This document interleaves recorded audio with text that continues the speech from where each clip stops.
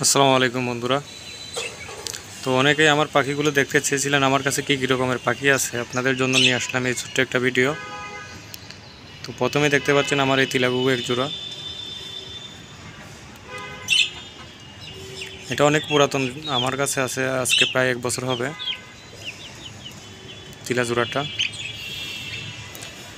এর পাশে আপনার আছে রাজগুগু। রাজগুগুটা কতবার ব্রিডিং করছে শিওর আমি আসলে বলতে পারি না আসলে এখন এই পর্যন্ত। এটা ব্রিডিং করতে করতে একদম মাস্টার পার হয়ে গেছে আমার ওই এভিয়ারির মধ্যে ছোট্ট একটা লফটে।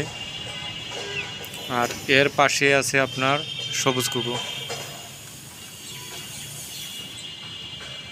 সবুজ গুগুটা একবার ডিম পাড়ছিল অবশ্য, এরপর আর এখন দেখতেছি না, কোনো আপডেট দেখতেছি না এখন আপাতত। আর ঠিক এর নিচেই আছে আপনার ধল গুগু, সরি এটা রাজগুগু বা লাল গুগু যেটাকে বলে সচরাচর মানুষ।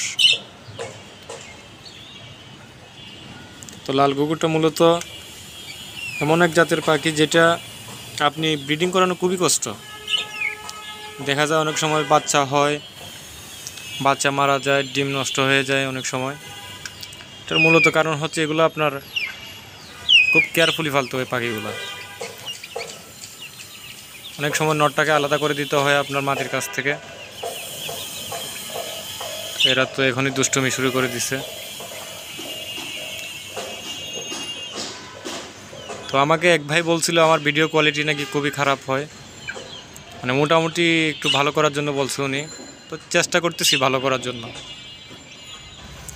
রাজগুগু ব্রিডিংয়ের সময় আপনার মূলত যে কাজটা করতে হয়, বাচ্চা ফুটার 1 থেকে 2 দিন আগে নটটাকে আলাদা করে ফেলতে হয়।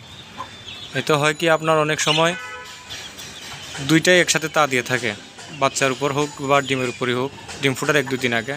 সেক্ষেত্রে পায়ের আঘাতের কারণে বাচ্চাগুলো অনেক সময় ফুটতে পারে না বা মারা যায়। সেক্ষেত্রে আপনারা করবেন কি, রাজগুগুর নটটাকে আলাদা করে ফেলবেন, করে আলাদা একটা পাশাপাশি খাঁচায় রেখে দিবেন। এরকম একটা পাশাপাশি খাঁচায় রেখে দিবেন, তাহলে আপনার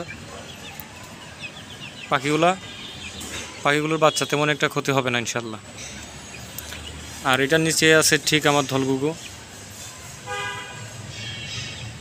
এটাও অনেক পুরাতন হয়ে গেছে। তো আমার একটা অ্যাক্সিডেন্টের কারণে অনেকগুলো পাখি নষ্ট হয়ে গেছিলো, যার মধ্যে এখন বর্তমানে আমার মাস্টার পেয়ার বলতে আসছিল এই একটাই। আর প্রায় 13-14 জোড়ার মতো পাখি আমার এক্সপায়ার হয়ে গেছিলো। আর এদিকে পাশে আছে আমার হরিয়ালের বাচ্চা বলতে এখন বুড়ো হয়ে গেছে ও বাচ্চা না, এখন ও বড় হয়ে গেছে আলহামদুলিল্লাহ।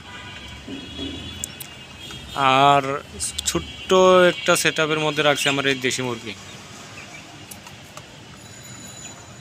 দেখতে পাচ্ছেন ওরা ভাত খাচ্ছে, ভাত। তারপর হচ্ছে এই পাখিগুলোর খাবার এই যে নষ্ট হয় ট্রের মধ্যে, এই ট্রের খাবারগুলো আমি মূলত করি কি, আমার এই দেশি মুরগিটাকে দিয়ে দিই।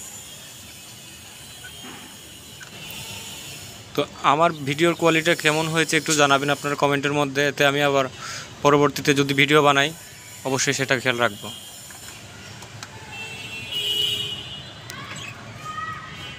সবাইকে ধন্যবাদ অনেক কষ্ট করে ভিডিওটা দেখার জন্য।